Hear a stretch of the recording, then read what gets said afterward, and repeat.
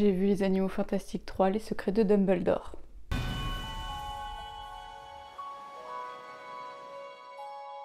Bonjour à toi qui est derrière ton écran, aujourd'hui on va revenir ensemble sur Les Animaux Fantastiques 3 que j'ai vu en avant-première ce dimanche 10 avril, oui. Et j'en ai des choses à vous dire, on va donc revenir ensemble avec mon avis sans spoil et avec spoil, donc si tu n'as pas vu le film tu peux rester, ne t'en fais pas. Et ça c'est juste après le jingle.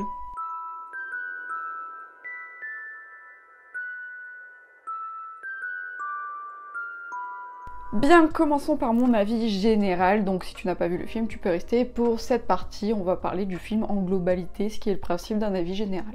Comme beaucoup de cinéma en France, mon cinéma a proposé une diffusion des 3 films Animaux Fantastiques ce dimanche, et pour ma part, j'ai donc été voir le 2e film et le 3e film qui était l'avant-première. Et heureusement que j'ai fait le choix d'aller voir le 2e film, parce que j'avais des très grosses lacunes dans l'histoire du film. Donc à la fin du 2, on voit Grindelwald partir en Autriche accompagné de Croyance et de Queenie qui les rejoint en ayant tué Leta Lestrange dans le cimetière du Père-Lachaise et en laissant toute l'équipe bras ballants dans le cimetière. Et le clap du 2 donc se fait sur la révélation comme quoi Croyance, qui du coup cherche sa famille, est en fait un Dumbledore, et on le voit même jouer avec son petit phénix puisqu'on apprend dans le film que les phénix viennent au Dumbledore quand ils en ont besoin.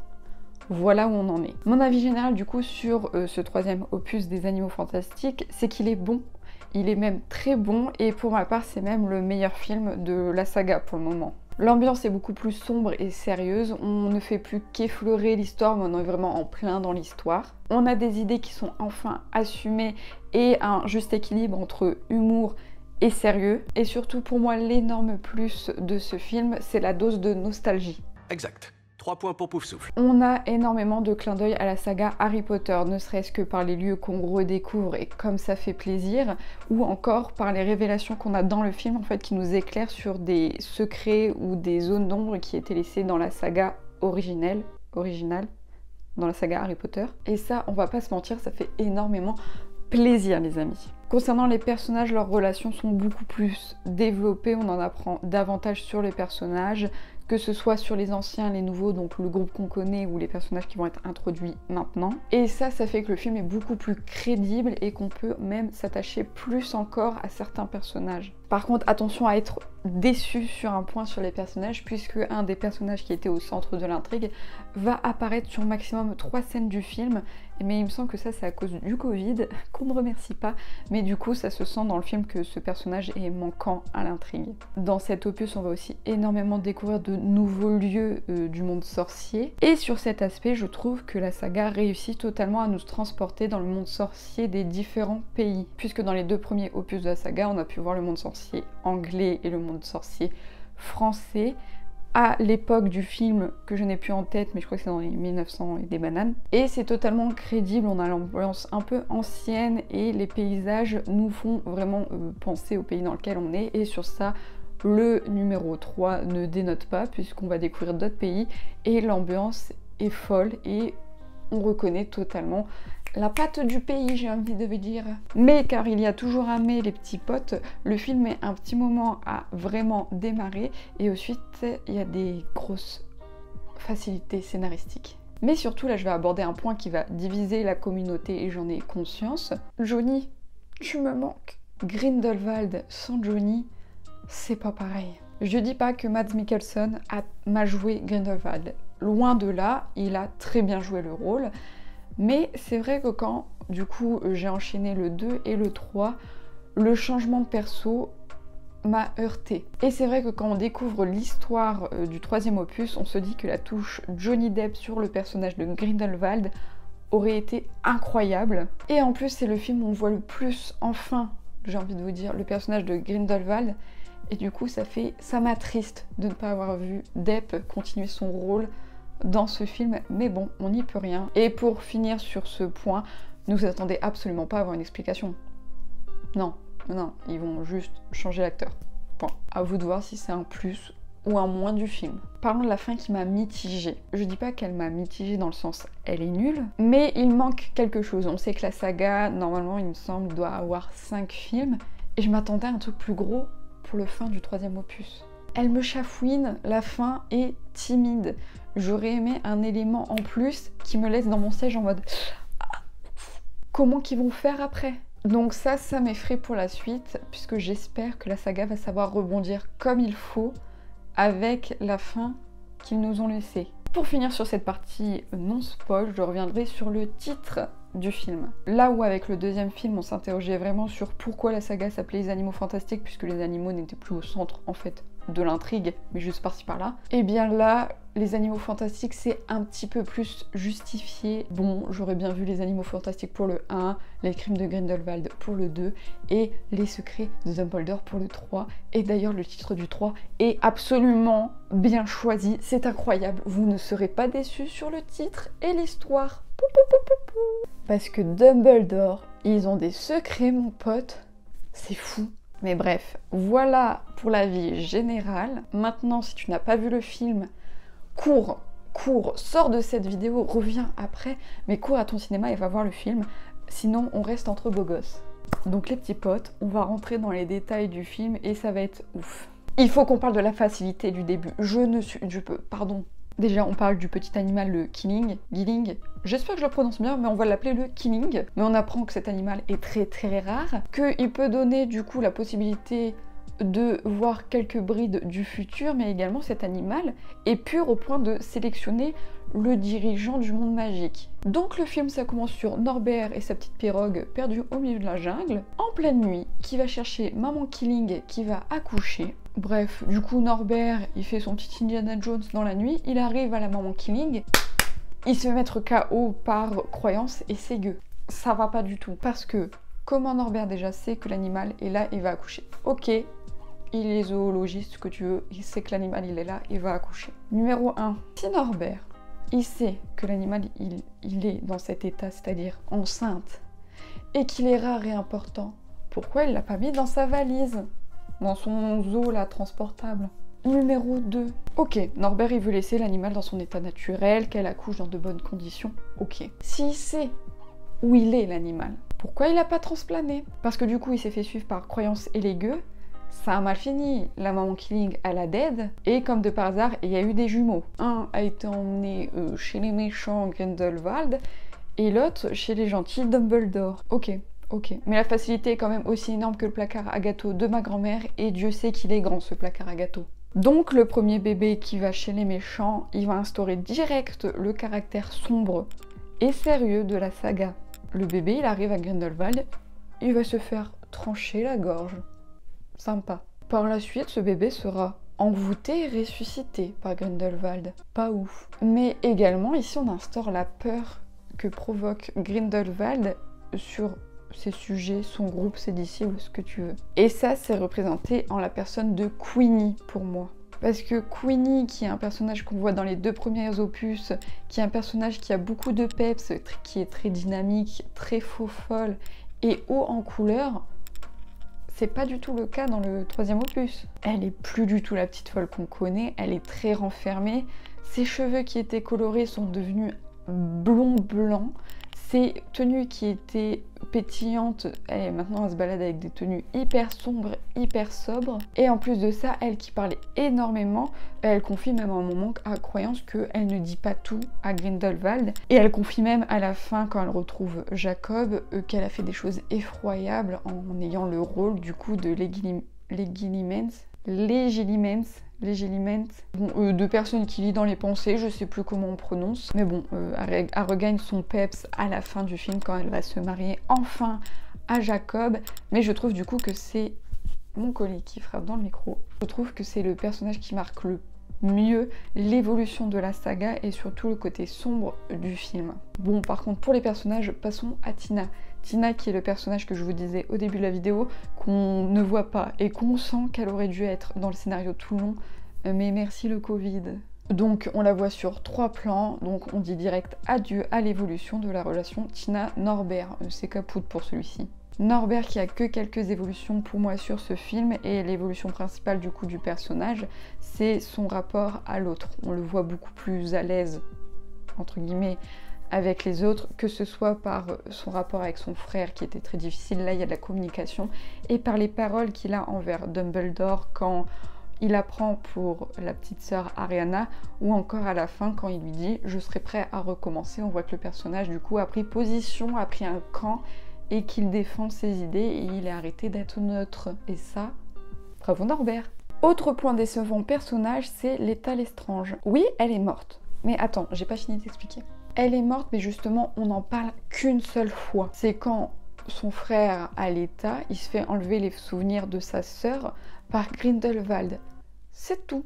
Genre taisé, on ne montre absolument pas la peine qu'il a d'avoir perdu sa fiancée. On ne joue pas du tout dessus et du coup on nous laisse avec Thésée qui reste un personnage plat et fade. Et c'est dommage. Jacob, quant à lui, il devient très cool comme personnage. On a une évolution sur une personne qui comprend les enjeux pour lesquels il se bat. Et l'humour qu'on met à ce personnage est beaucoup plus adapté et il fait moins tâche que dans les premiers où c'était vraiment très très gros quand même. Passons ensuite au personnage de Croyance. Quelques déceptions qui entourent ce personnage de Croyance. Première déception, c'est le fait qu'on ne l'ait pas du tout vu utiliser ses pouvoirs contre Grindelwald. On comprend que le perso a compris lui-même que Grindelwald, pas ouf, et on le voit juste tenir tête à Grindelwald oralement. J'aurais adoré qu'il utilise ses pouvoirs contre Grindelwald. Mais voilà.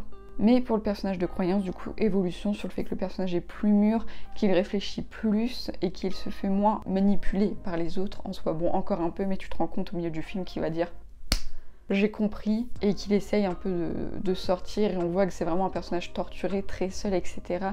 Là où avant, j'avais vraiment du mal avec ce personnage, c'était le gros con pour moi. Maintenant c'est bon, j'arrive plus à m'apitoyer sur son sort. Et pour Croyance, quelques incohérences ou questions qui restent en suspens pour moi autour du personnage, c'est en premier Nagini. C'est-à-dire que Nagini, dans le deuxième opus, on l'a laissé en PLS dans le cimetière du Père Lachaise.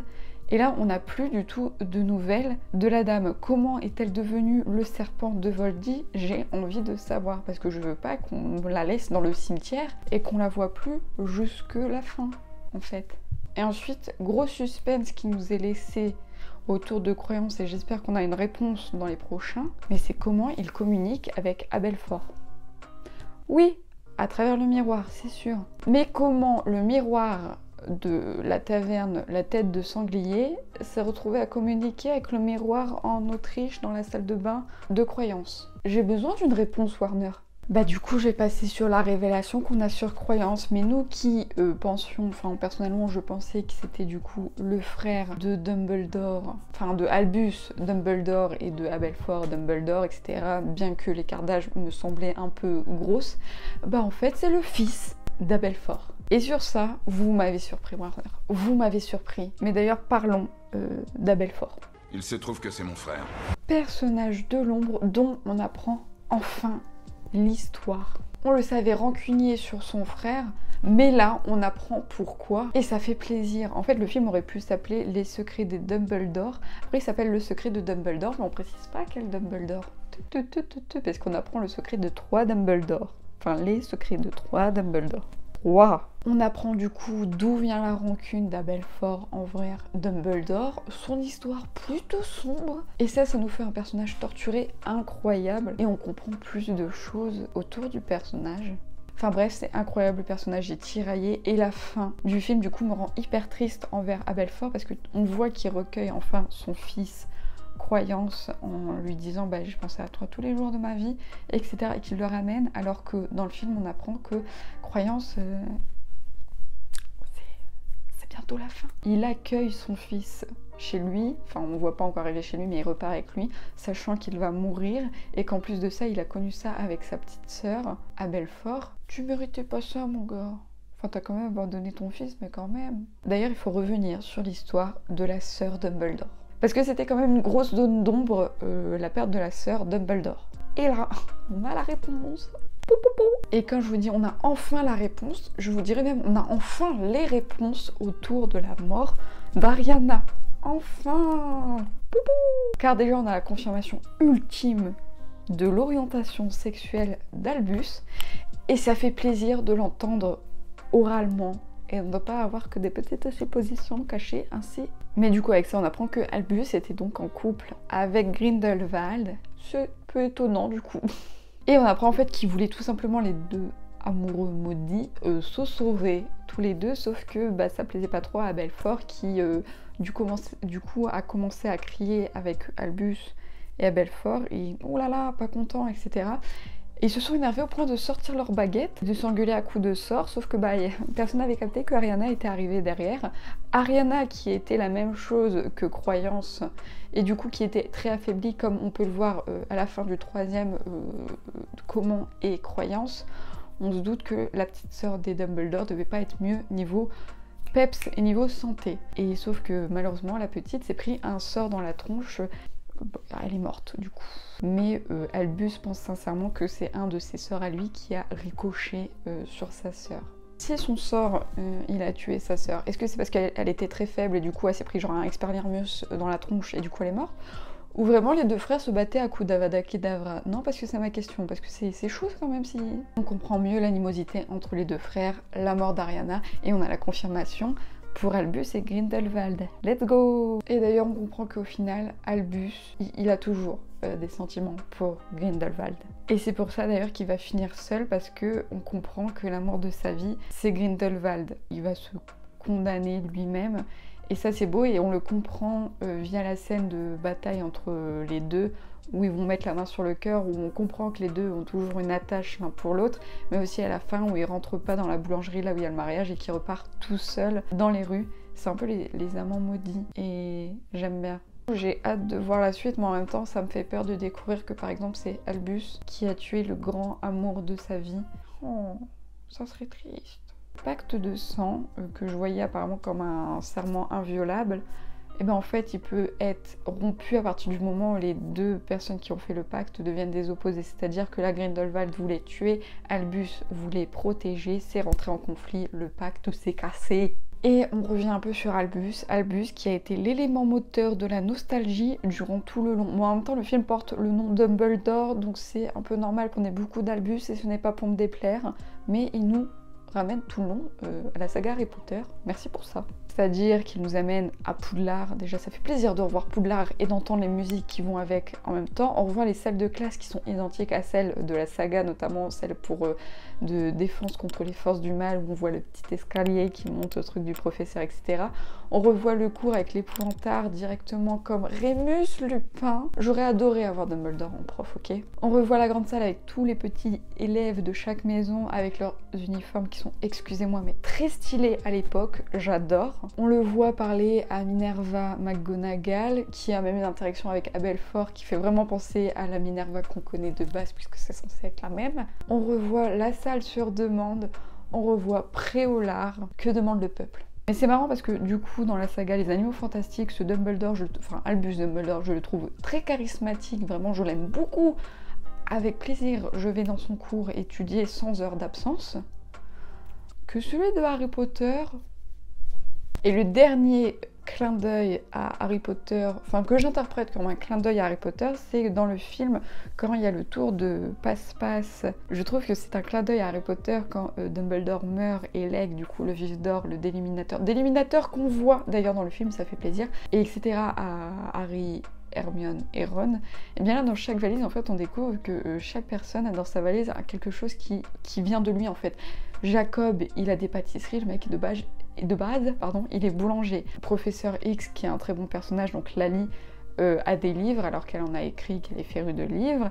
Et Thésée Dragono, du coup, lui, a un vif d'or. Donc je suppose que quand il était à Poudlard, il a dû être dans l'équipe de Quidditch. Et ensuite, en la fin, on a le clin d'œil du Phénix. Donc on apprend qu'en fait, le Phénix vient à Dumbledore quand c'est la fin, quand il sent que ça va pas bien. Et du coup, c'est pour ça qu'il suit Croyance, qui va...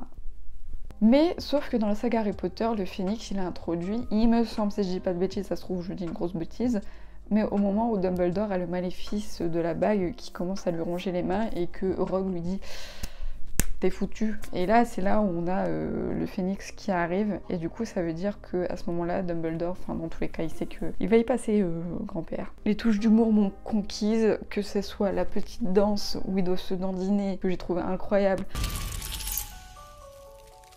La scène où Albus, il voit le petit animal s'agenouiller devant lui et qui fait « Oh non, pas ça, C'est très drôle, j'ai adoré en fait l'humour de ce film qui pour moi n'en fait pas trop. Et de découvrir plus sur Dumbledore, sur la famille Dumbledore pardon, j'adore. Même s'il y a des trucs qui étaient quand même prévisibles, mais j'aime bien.